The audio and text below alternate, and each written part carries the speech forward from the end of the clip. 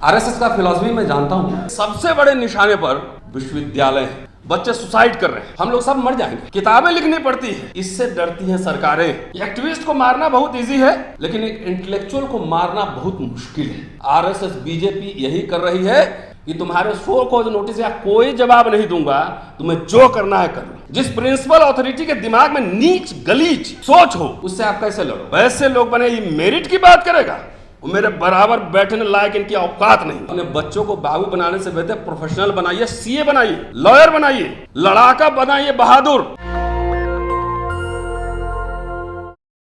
कि जो आने वाला वक्त है, दुनिया पूरा नॉलेज बेस्ड दुनिया होगा, तो इसके लिए एक्सपर्टीज की जरूरत होगी। तो उस दिशा में हमें काम करना चाहिए।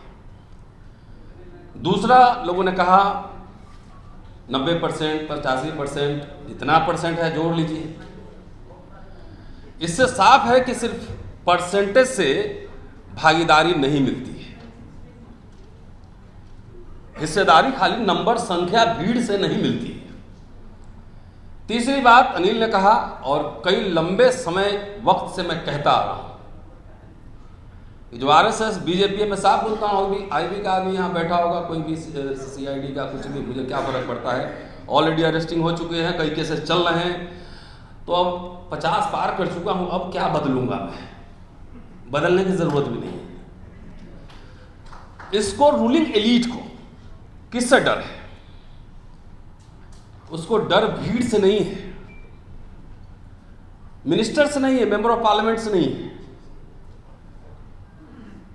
उनकी मजबूरियां हैं, ब्यूरोक्रेसी की मजबूरियां हैं, लीडर्स की मजबूरियां हैं। उनको डर लगता है English speaking middle class SC ST OBC, ये कोई उनके आंख में आंख मिला के उसी तरह से बात न करे। मैं इसको कारण ऐसे ही नहीं कह रहा हूं, और मैं आज एक स्पेसिफिक इशू पे बोलूंगा। जब से ये बीजेपी सरकार आई है, देखिए, भारत में कभी घी की नदियां नहीं बही। जब से, पहले भी एट्रोसिटी होते थे, लेकिन पहले शर्म, हया, लज्जा होती थी, लोग छुपाते थे। आज बेहयाई है। 2014 के बाद से हम लोग का सोशल मीडिया उठा लीजिए। आरएसएस का फिलॉसफी मैं जानता हूं, बीजेपी किस पॉलिटिकल आइडियोलॉजी के मैं जानता हूं, वो क्या करेगा नहीं करेगा हम जानते हैं। हम लोग लगातार इसका विरोध कर रहे हैं, और सबसे बड़ा निशाने पर ओपोजिशन पार्टी भी नहीं है भाई। सीबीआई ईडीआई चलता रहेगा, इनके सबसे बड़े निशाने पर विश्वविद्यालय है, आईआईटी, मेडिकल कॉलेजेस है। क्यों भाई? लीडर्स तो 131 हमारे दलित भाई आएंगे ही आएंगे, 543 सांसद आएंगे ही आएंगे, ब्यूरोक्रेट 600-700 हर साल बनेंगे ही बनेंगे। लेकिन एक इंटेलेक्चुअल बनने में कई पीढ़ियां खप जाती है, तब एक इंटेलेक्चुअल आता है। कबीर, रविदास, बाबा साहब, फूले, पेरियार, सर छोटू राम, ऐसे लोग जो है ना, कई पीढ़ियां बीत जाती हैं, तब लोग आते हैं। आज तक नहीं दिखे मुझे। और विश्वविद्यालय ज्ञान विज्ञान के सृजन के केंद्र होते हैं। आपके बच्चे विश्वविद्यालय में आ रहे हैं, और आ रहे हैं, उन पे देखिए लगातार एट्रोसिटीज हो रहा है, दमन हो रहा है, बच्चे सुसाइड कर रहे हैं। हम लोग सब मर जाएंगे। 20 साल बाद ये ऐसा कर देगा एजुकेशन सिस्टम कि आपके बच्चे ठीक से पढ़ नहीं पाएंगे, तो सारे निरक्षर, अपढ़, कुपढ़ जनरेशन बनाने की तैयारी है। इसलिए आपको सबसे पहले ज्ञान के केंद्र पर लड़ना पड़ेगा। अगर आईआईटी में एट्रोसिटीज हो रहा है, तो 10,000 लोग जाके आईआईटी के गेट पे प्रोटेस्ट कीजिए। मेंबर ऑफ पार्लियामेंट बैठे हुए हैं, जो मैं कहूंगा, उम्मीद करता हूं कि पार्लियामेंट में इसकी गूंज सुनाई देनी चाहिए। अब सवाल यह है कि आरएसएस बीजेपी ये खाली अब बच्चों को नहीं, रोहित वेमुला कांड आपको पता होगा, ये आपके प्रोफेसर्स का दमन कर रहे हैं, जो सवाल उठा रहे हैं। गुलाम तो नौकरी करने वाले बहुत प्रोफेसर होंगे, आपके तो भाई हैं यूनिवर्सिटी में, तो जानते हैं। तो गुलामी करने वाले बहुत प्रोफेसर मिल जाएंगे, एससी एसटी ओबीसी, चवन्नी अठन्नी, समोसा, रसगुल्ला, छाप।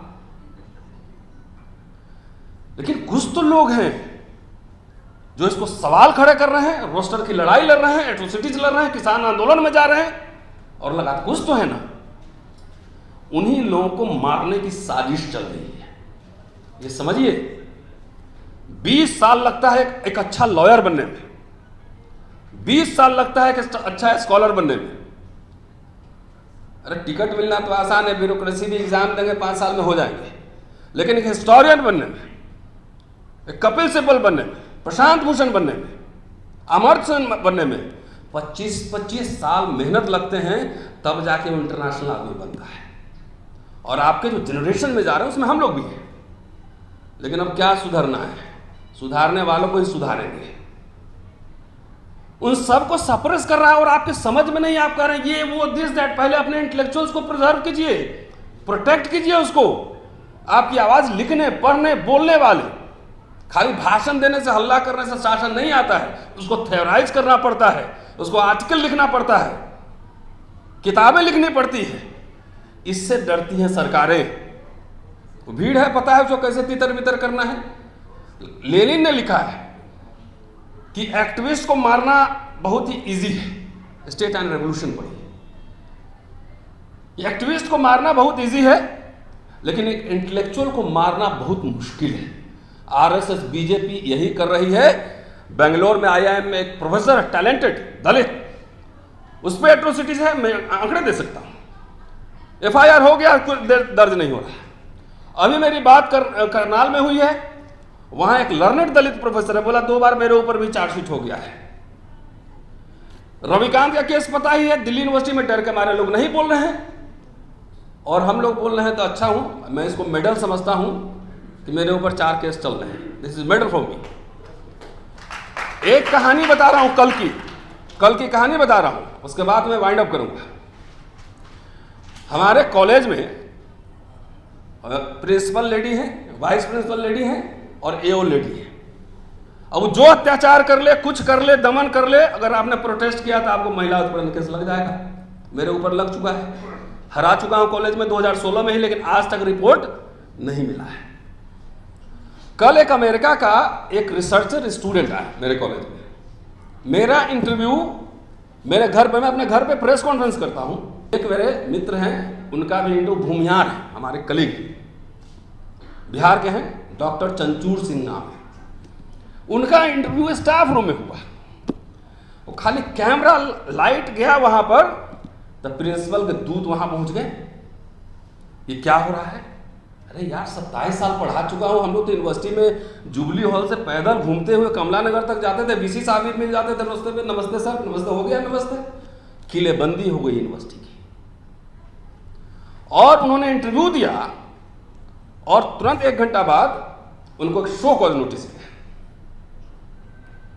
कि आपने बिना परमिशन लिए हुए कैमरा कैसे ले लिया, ये कैसे ले लिया, ये कैसे। तो मुझे उनका फोन आया, तो मैंने कहा कि जवाब मत देना, लेकिन वो जवाब दे चुके थे, हड़बड़ी में थे। शाम में मैं पी विल्सन साहब के पास बैठा हुआ था, मैंने मोबाइल खोला तो मेरे पास भी शो कॉज नोटिस आया हुआ है कि बिना परमिशन के आपने कैसे रिकॉर्ड नहीं की। मैंने कहा, तो मैंने लिखा व्हाट्सएप, मैंने कहा जवाब नहीं दूंगा।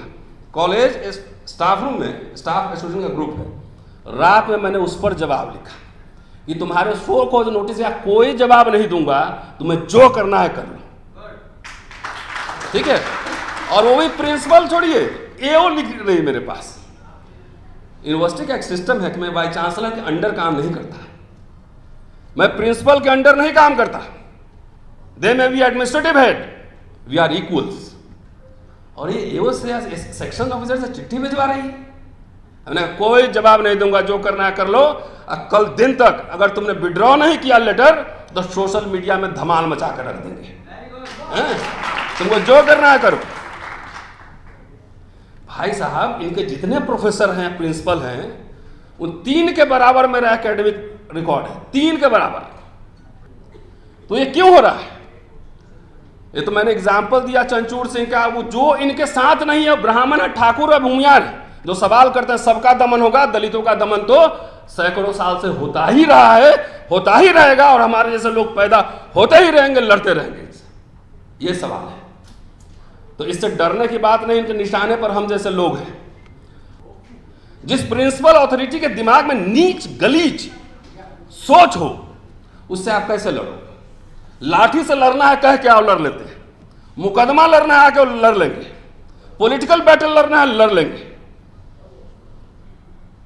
सांसद महोदय आप भी देख लीजिए, थोड़ा पार्लियामेंट में देख लीजिए, दिल्ली यूनिवर्सिटी में जो हो रहा है मेरे जैसे लोगों के साथ, आम दलित का इस देश में क्या हाल होगा ऐसी कल्पना की जा सकती है। ये खाली इसलिए दिखा रहा कि लाठी से लड़ना है बोल के आओ, नाश्ता भी कराएंगे लड़ेंगे भी, आइडियोलॉजिकल बैटल लड़ना है वो भी लड़ेंगे, पॉलिटिकल लड़ना है वो भी लड़ेंगे।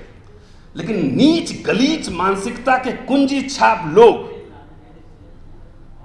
जो अपना किताब आर्टिकल छुपाए घूम रहे हैं, ऐसे ये मेरा मत देखो, सब चीटिंग करके बना है। और मेरे अमेजन पर जाके देख लो, 10 किताबें लगी हुई है। वैसे लोग बने, ये मेरिट की बात करेगा, वो मेरे बराबर बैठने लायक इनकी औकात नहीं है, इनकी औकात नहीं है। तो साथियों, ये मैंने इसलिए आपको डेमो दिखाया कि आप लोग जो लड़ाई लड़ रहे हैं उसके पीछे समझिए। अगर 10 बच्चे हमारे हर साल तैयार होंगे इंटेलेक्चुअल्स, वो आपकी बौद्धिक लड़ाई ऑक्सफोर्ड कैम्ब्रिज में लड़ेंगे, वो इंडियन एक्सप्रेस में आर्टिकल लिखेंगे, वो पब्लिक ओपिनियन बनाएंगे। भीड़ कभी लड़ाई नहीं जीतती है, स्मार्ट सेनापति लड़ाई जितवाता है। इसलिए जो बात कह रहा हूं समझिए। विश्वविद्यालयों, आईआईटी, जहां भी एट्रोसिटीज होता है उसको पहले घेरिए, वहीं से सारे आपके ऑपरेशन सब वहीं निकलते हैं, वहीं इनका थिंक टैंक है, वहीं से आइडिया देता है। मैं prime minister, HRD minister, UG से सबको टैग करते ट्वीट करूंगा, हमने तुम्हें जो करना है करो, लेकिन इस प्रिंसिपल के खिलाफ एक्शन लो। आज तक इसके खिलाफ हाई कोर्ट में केस पड़ा हुआ है, लंबित है, इसका आज तक मेरिट पता नहीं क्या इसने किताब लिखा, कौन से आर्टिकल लिखे। सीआईसी तक मैं गया, हाई कोर्ट में, सुप्रीम कोर्ट तक लड़ा।